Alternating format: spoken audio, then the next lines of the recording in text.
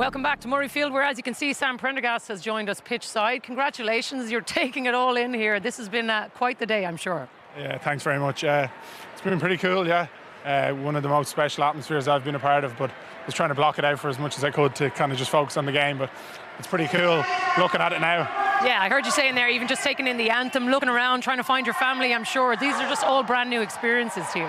Yeah, exactly. Like, there's obviously a decent bit of nerves in the lead into the game, so it's kind of nice now to just kind of get that kind of relief and just chill out now and enjoy the company of the lads and hopefully see my family. Sam, tell us about the chaos in the first half. Obviously lots of changes, injuries happening. What are you talking about on the pitch as a group? Just hang in there, stay calm, next play. Yeah, I thought we started pretty well, like compared to last week, so we started pretty well.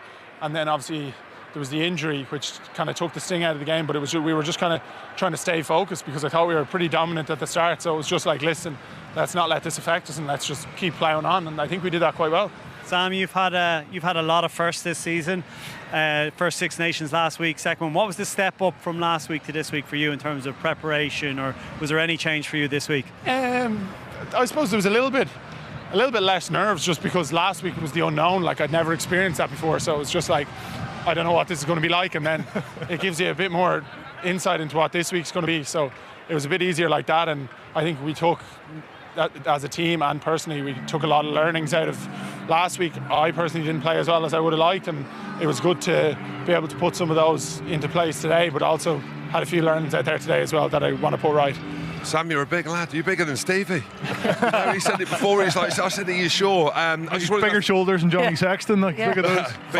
Bigger than mine as well. Just on Johnny Sexton, that's what I wanted to ask, the influence that he's had on, because he's a big character to come in, right? And he's come in. What's he been like working with? Yeah, he's been unreal. Like, I've said it many times, but I never got to experience too much of him actually playing, like, with him.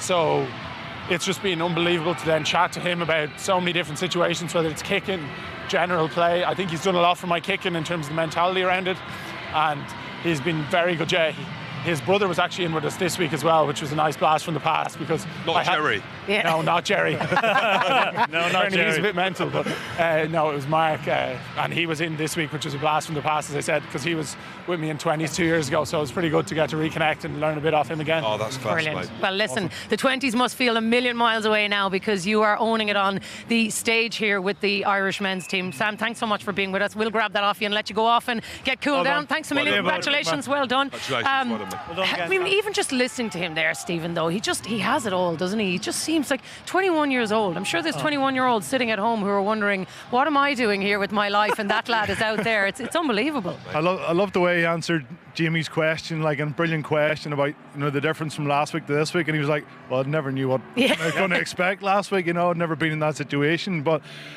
once he's experienced that, to then back that up with a man of the match performance, that is... I think that's the big thing, Jim, right? Because he had a lot of people breathing down his neck saying Jack Crowley played really well last week. He didn't play. To come back out and bounce back like that and to deliver a man of the match performance says something about his mental resilience as well. Yeah, I'm a massive fan of him. And but that's the tribalism in Ireland as well, isn't it? With the Munster-Leinster thing, he's going to have that. That's always going to be the conversation. But he's just putting that to bed. You see the scenes. Here's his parents. That's his family, isn't it? Yeah. The ones you went for a coffee with. But yeah, he's unless he's got other parents.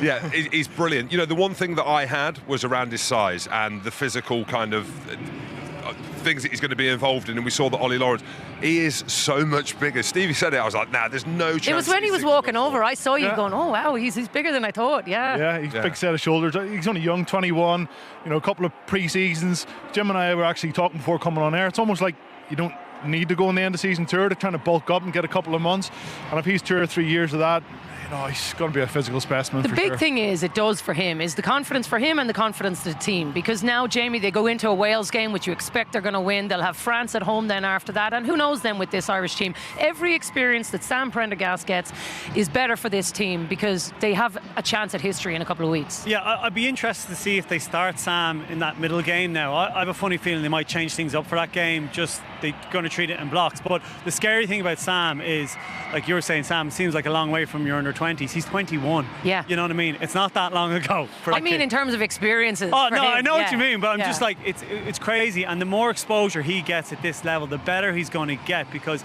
last week, in the first half, he looked like a kid playing his first Six Nations. The time you have in the ball, decision-making time you have is very little. It's going to be scary how good he gets, and Jack's going to push him all the way, which is only good for Irish rugby. Yeah. It sounds like an obvious thing to say, but you saw with England yesterday with Finn Smith the importance of the 10, the quarterback position. You know, it's a pivotal role, and it's, I know, something that Ireland have been working with. Even when Johnny was playing, there was no one to replace him. It feels like Jack's come on, did brilliant, did well at 15, did well when he came on last week, but you're starting to feel a little bit, you can see what all the hype is around Sam Prendergast and Andy Farrell giving him the keys, and also with Leinster. It's quality, not from my perspective being a Scot today, but just as a rugby fan.